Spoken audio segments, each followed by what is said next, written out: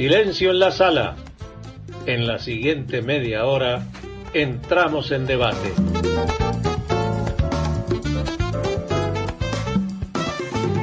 Hoy participan Andrea Camarano. Muy buenos días, Luis, buenos días, Luca, buenos días para todos y todas en esta mañana preciosa aquí en la red de la radio. Y justamente como todos los miércoles en el espacio de género y derechos humanos traigo una nueva entrevista, pero hoy vamos a comenzar un miniciclo, como ya les comentaba el miércoles pasado, un miniciclo dentro de este espacio donde vamos a conversar sobre diferentes temas referentes a la educación con perspectiva de género en los programas que restan del 2020 en principio. Vamos a tener 3 columnas, una ahora, otra en noviembre y otra en diciembre, de Regenerades, así es como denominamos a este espacio. Y para esto le doy la bienvenida a Jimena García, socióloga, tallerista en temáticas de género y diversidad en varias organizaciones, fundadora de GEDUCA, que ya hemos conversado en estos años muchas veces, dada su experticia, y por eso hoy arrancamos con Regenerades. Bienvenida, Jimena. Bueno, muy buenos días. Muchas gracias, André, por la invitación. La verdad, muy contenta de darle luz a este espacio, Regenerades. Y bueno, la idea es hablar un poco sobre educación, sobre perspectiva de género, coeducación y bueno, y hacer un poquito de contracultura de la mañana. Así es, y por eso empezar a conocer este concepto que ya está muy en boga y queremos tener un poco más de luz justamente a qué es la educación con perspectiva de género y la importancia de trabajarla dentro de los derechos humanos. Bien. Bueno, bien, la idea de la educación con perspectiva de género primero es partir en dónde vamos a poner el foco, y es poner el foco en niños, niñas y adolescentes sobre todo, desde un enfoque de derechos. Esto implica pensar no solamente en la población que va a ser el futuro del país, sino la que está siendo hoy el presente, ¿no? Una población en general bastante olvidada, bastante vulnerada, y lo estamos viendo ahora en el contexto de la pandemia y cuestiones que están pasando en el ámbito de educación formal. Así que, nada, yo quería citar un poco al cantautor Jaime Ross y traer la canción esta de que me acordaba el otro día de los futuros murguistas que había leído en un texto de educación hace un tiempo, y me acuerdo que hablaba de cómo el espacio del ensayo de la murga era este espacio para futuros murguistas, ¿no? Y cómo todo el tiempo, en verdad, cuando hablamos de educación con perspectiva de género, hablamos de cómo estamos educando todo el tiempo, ¿sí? Cómo los medios de comunicación educan, cómo un ensayo de carnaval en esa canción educa, ¿no? Y cómo él decía, este espacio es para iluminar el pasado, desafiar el futuro y denunciar el presente. Y un poco la educación con perspectiva de género tiene ese enfoque, ¿sí? Así que bueno, la idea es como empezar definiendo un poco qué es esta mirada de género, ¿sí? Implica una forma de mirar la realidad social, es decir, todas las relaciones, todos los entramados en los cuales nos desarrollamos, reconociendo las desigualdades de poder que existen, cuestionándolas claramente, ¿sí? Todos estos mandatos, buscando construir otros relatos, promover las libertades y valorar sobre todo las diferencias, no como algo minoritario, algo peyorativo, sino como un valor de la humanidad, la diferencia, ¿sí? Entonces, parte un poco de ahí. ¿Qué pasa?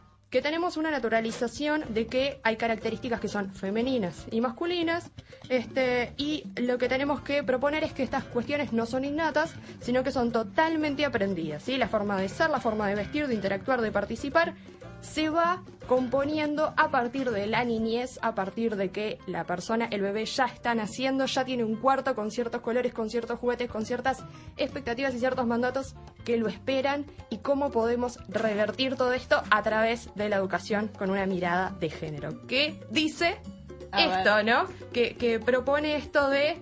por eso traía esta frase que me gusta mucho, de Jaime Ross, hablando de un poquito del ensayo murguista, pero decía eso: iluminar el pasado, es decir, darle luz a cómo todo esto tiene una construcción histórica, ¿no? Cómo la desigualdad de género tiene una construcción histórica. Si vamos, por ejemplo, a un texto que es base en la educación, hasta el día de hoy se estudia mucho en formación docente, de la filosofía de la educación, que es los textos de Rousseau, los previos inclusive al contrato social, que hablan, por ejemplo, este texto, Emilio o de Educación, una novela pedagógica que habla de la importancia de la participación, habla de Emilio, el niño varón, ¿no? Que cómo es importante que participe en la sociedad, que tome decisiones, que se eduque primero por la madre, texto del 1762, primero por la madre y después por los preceptores.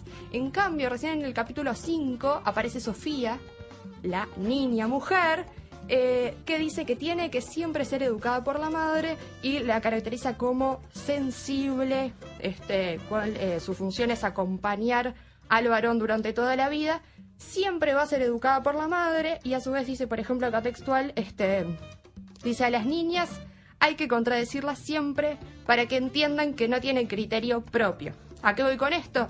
Que cuando hablamos de educación con perspectiva de género tenemos que siempre ver que hay una construcción social histórica de todo esto, hay que cuestionarla, hay que ver cómo lo traemos al presente y entonces a partir de eso construir otros relatos, otros mandatos. Bien, y en este marco que ya explicábamos que es la educación con perspectiva de género, ¿por qué es tan importante hoy? ¿Por qué también está en boga? ¿Por qué es importante también hablar de esto? Y empezar con esta suerte de construcción que siempre decimos. Bueno, bien. Ahí una de las cosas que pensaba hace unos días en cuáles de las grandes problemáticas que tenemos en relación con el género es el androcentrismo, por ejemplo, ¿no? Es decir, hay una mirada muy centrada en que todos los relatos están centrados en lo masculino como la medida de todas las cosas, como lo central, ¿no? No como la humanidad, sino básicamente como lo masculino, ¿no? Quienes han leído, por ejemplo, a Simone de Beauvoir hablar del segundo sexo, por algo segundo sexo, porque sí, somos la categoría segunda, ¿no? Y eso construye, si miramos los nombres de las calles, la historia, los relatos, la participación en la política, etcétera, etcétera, vemos este problema todo el tiempo, ¿no? Eso es necesario deconstruirlo, visibilizarlo y reconstruir nuevas relaciones. Entonces, una educación con perspectiva de género, en verdad, así como el mismo movimiento feminista, es una educación liberadora para todas las personas. Porque estos mandatos de lo masculino, de lo femenino, en verdad vulneran derechos de todas las personas. No solamente la educación con perspectiva de género no es hacer foco en las niñas, no. Es hacer foco en todas las personas, deconstruyendo esas cajitas estereotipadas de los mandatos de que los varones son fuertes, no deben llorar, las niñas son débiles, son tímidas, se espera que sean sensibles, etcétera, etcétera, ¿no? Esto de lo cultural que aprendemos, exacto, que no es que viene innato, sino que vamos aprendiendo y que trae luz de los colores, de los juguetes, que vamos a después estar hablando más adelante, sí, pero sí son ejemplos tangibles de por qué la niña le regalan siempre una cocinita y al varón una pelota.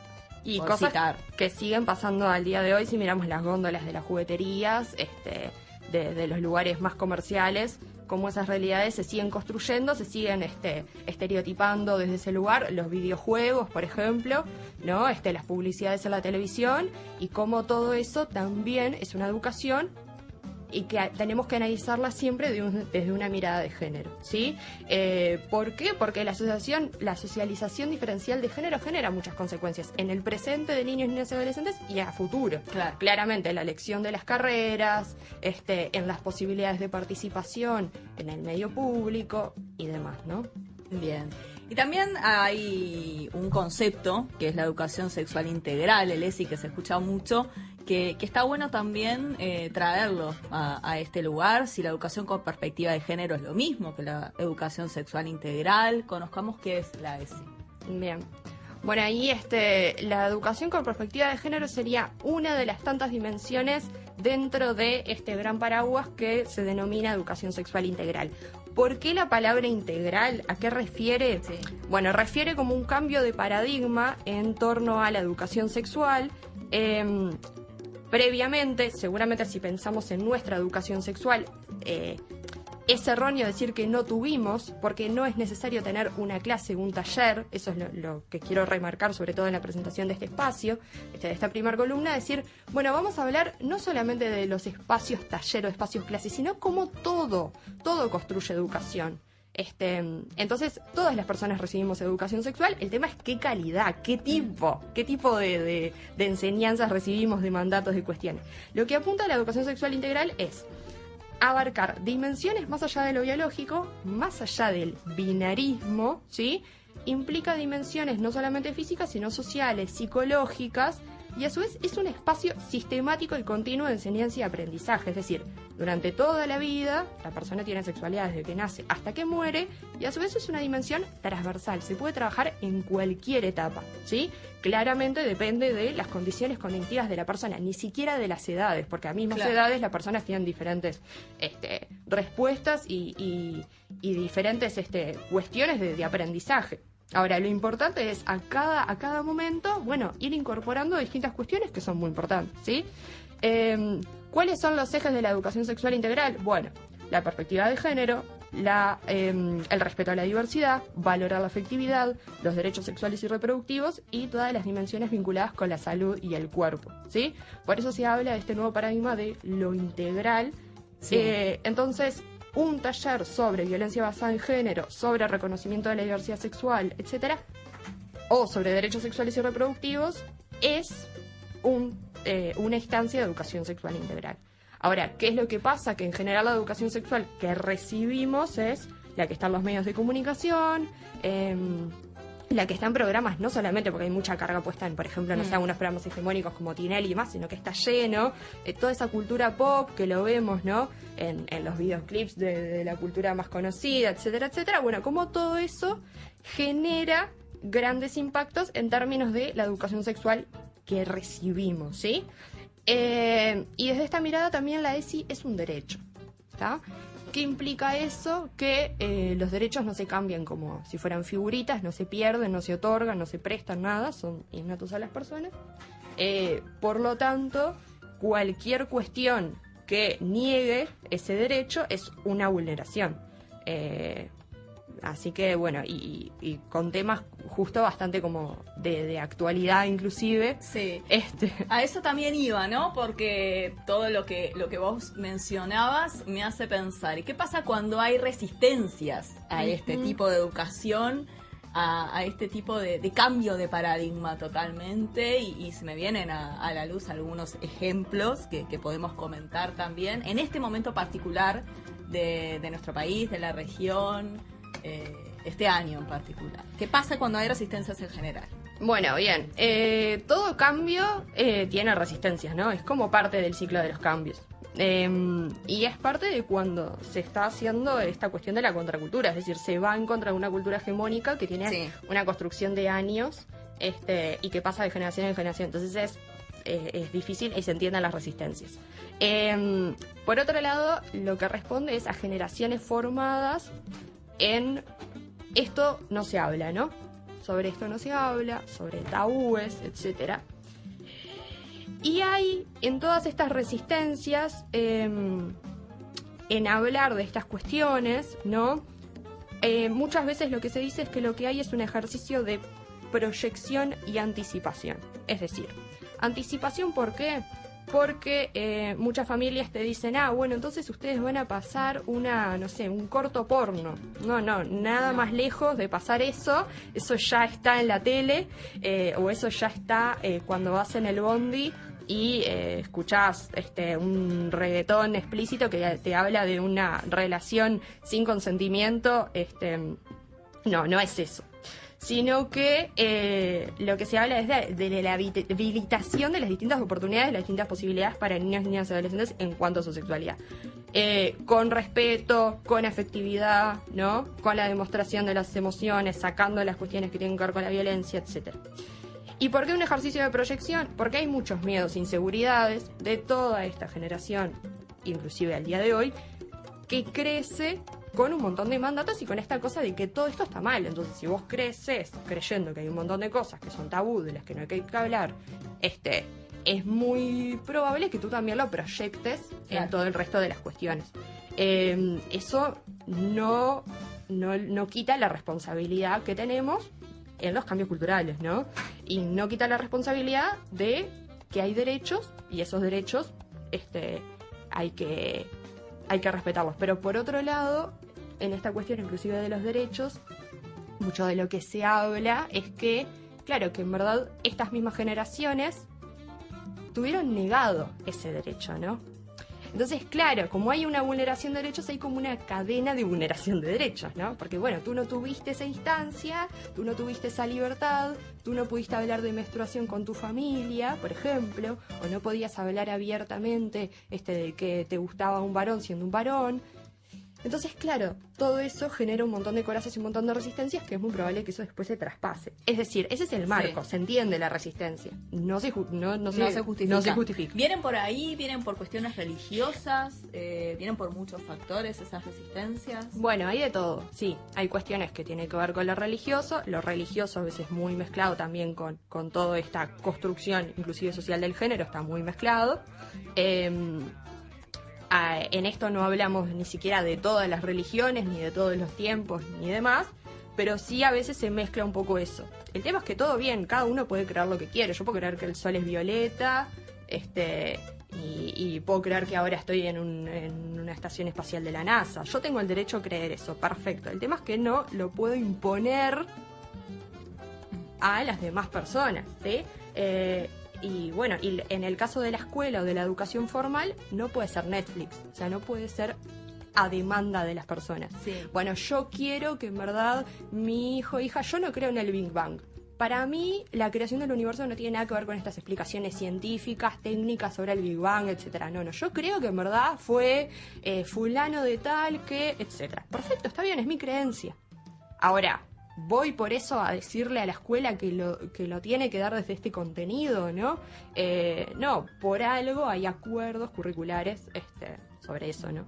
Porque, bueno, haciendo referencia, nos anticipamos a este proyecto de ley que está en el tapete nuevamente, un proyecto que había impulsado el diputado nacionalista Rodrigo Agoni, que había sido, archivado, ahora volvió a la luz y está siendo discutido también por las autoridades de la educación.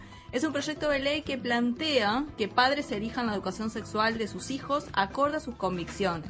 Proyecto elaborado por esta red de padres responsables impulsado por el diputado nacionalista Rodrigo Agoni, que algo podemos sacar de tu opinión con alguna de las expresiones anteriores, ¿no? Bueno, pero ¿cómo podemos catalogar este proyecto? ¿Cuál es tu opinión para que también la gente conozca un poquito más en este plan de se saca la experticia también del docente de alguna manera, si yo digo que lo eduquen de esta manera? Sí, totalmente. Es algo que medio viene pasando, ¿no? Esta cuestión de cuestionar los roles docentes. Está en ese marco, y en ese marco también de las resistencias a esta cuestión que tiene que ver con la educación sexual en particular y con todas sus dimensiones, ¿no? La educación con perspectiva de género genera un ruido que es impresionante, solamente eso, ¿no? Ya genera un montón de ruido. Y acá pasan muchas cosas, sí. Claramente hay una cuestión de que parece que las personas van a perder la patria potestad, casi, ¿no? Y no, eso no está en juego, sino que de nuevo lo que está en juego son los derechos de niños, niñas y adolescentes. Incumplir estas cuestiones es una violencia, ¿verdad? La ESI trabaja de manera integral para prevenir y solucionar muchas de las cuestiones que tenemos hoy, como la violencia basada en género, el acoso, las relaciones sin consentimiento, abusos, ¿no? Todas estas cuestiones. Entonces,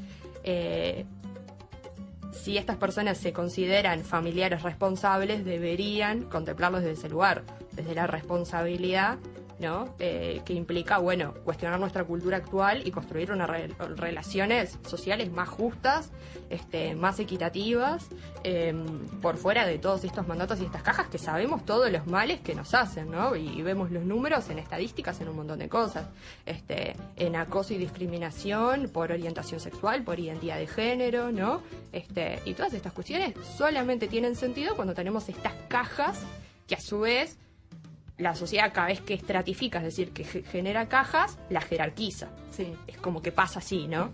Entonces, claro, si tenemos cajas y les damos distinto valor,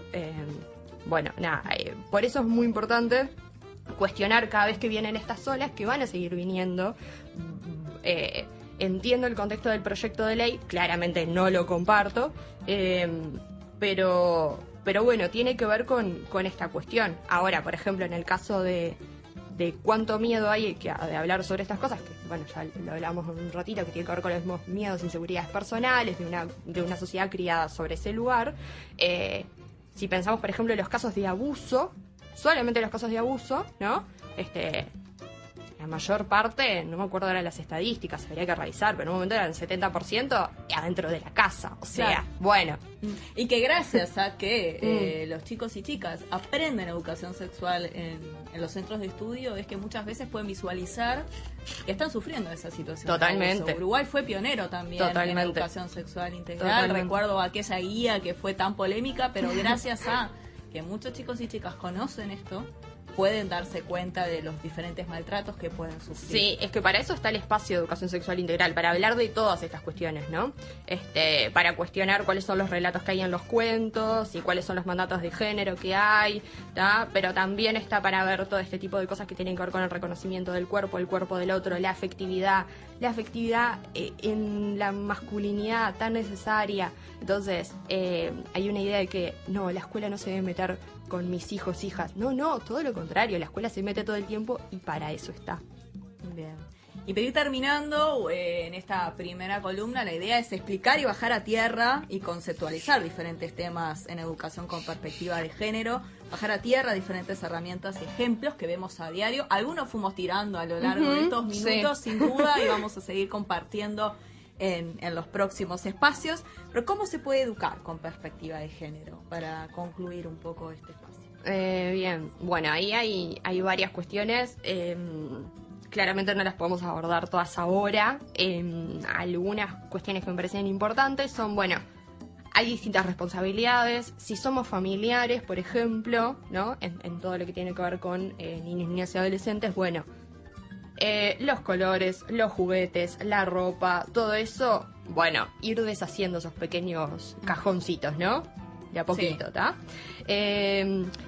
Después, por ejemplo, hay esto es tan vasto que hasta, por ejemplo, hay estudios que hablan de el momento en el que las mujeres amamantan. Y hay varios estudios que hablan de, por ejemplo, cómo el tiempo que se destina al amamantamiento de niñas o niños es distinto. En general se le otorga más tiempo, esa es una tendencia, no quiere decir que todos los casos pase igual, es una tendencia que se amamanta más tiempo a los varones. ¿Por qué? Porque está esta cosa desde bebés, ¿no? Solamente porque tienen pene, tienen bulo y ciertos pequeños cajoncitos.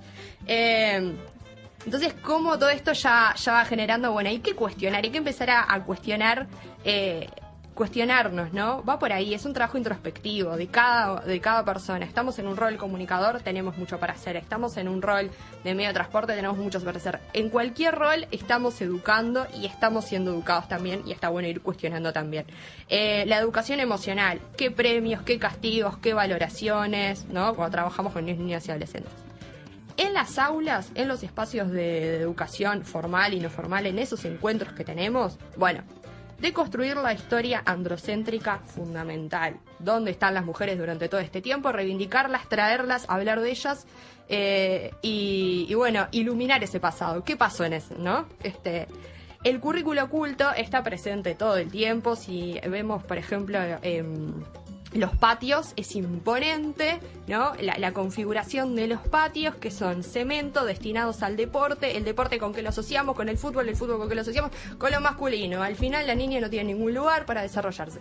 Eso no quiere decir que el fútbol sea propio de los varones, no. Eso es algo que se construyó, se socializó así, y las mujeres tienen menos relación con el fútbol porque lo aprendieron como algo masculino. Entonces, en esta educación que tiende a ir cada vez más hacia la igualdad y a deconstruir los estereotipos de género, hay una gran tendencia a que las mujeres se apropien de espacios masculinos, ¿no? Entonces, por ejemplo, las maestras te dicen, las maestras, maestros, educadores te dicen, bueno, no, pero que ellas jueguen al fútbol, que vayan al patio y jueguen.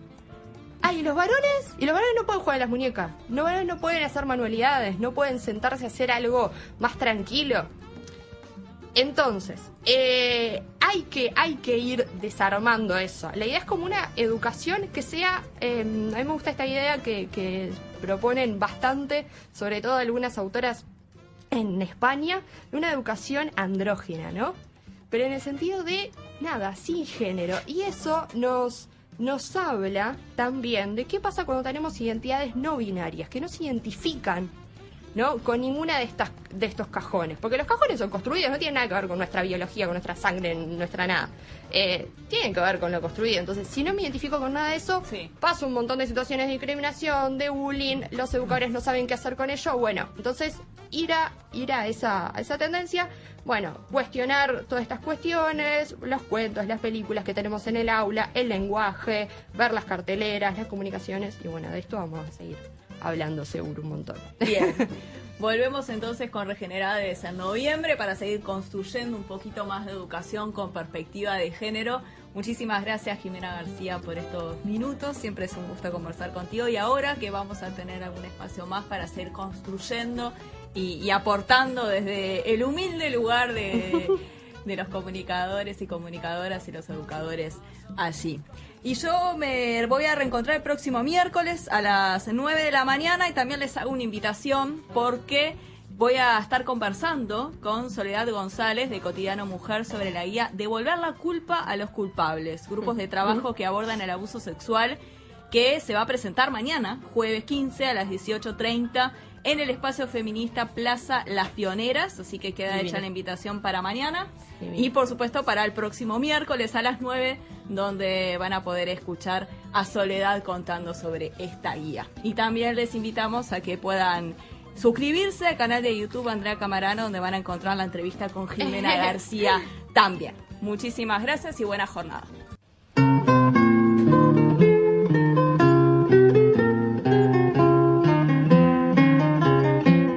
La red de la radio.